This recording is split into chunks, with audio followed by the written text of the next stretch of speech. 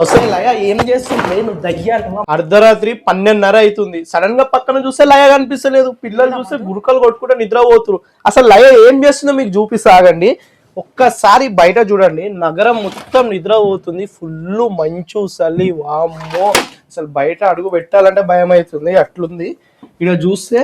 అమ్మ నిద్రపోయింది ఫుల్ గా ఈ పనికి మళ్ళీ బయట ఏం చేస్తుందో చూపిస్తా అసలు లయ ఏం చేస్తుంది నువ్వు దయ్యాలు మానవ మృగానికి ఏం చేస్తున్నావు అసలు నాకు అర్థమైతలేదు బట్టలు ఎండేసిన ఆరేస్తున్నా ఎందుకు ఇంత అర్ధరాత్రి పొద్దంతా టైం ఉంటలేదు నాకు పిండని ఇంకా అందుకోసమే విండేస్తున్నా అరే మార్నింగ్ టైం లో విండితే అమ్మ నేను హెల్ప్ చేస్తాను కదా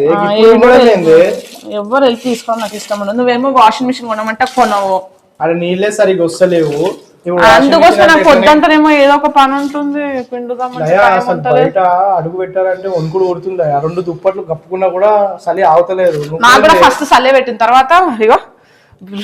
రైస్ లెక్క అయినాయి వాటర్లు ఉంది నిజంగా చెప్పాలంటే జాబ్ పర్పస్ లో అయితే మా లయ నేను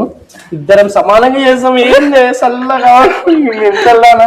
సమానంగా చేస్తాము నేను వచ్చినా తిన్నా పిల్లలతో సమానంగా నిద్రపోయినా మా లయ చూడండి పాపము ఇప్పుడు ఇంకా బాసనలు ఉన్నాయి తోమేసి ఇల్లంతా క్లీన్ అంతా చలిలో కూడా అన్ని బట్టలు ఉతికేసింది ఇప్పుడు బాసనలు ఉతికేస్తా అంట లయ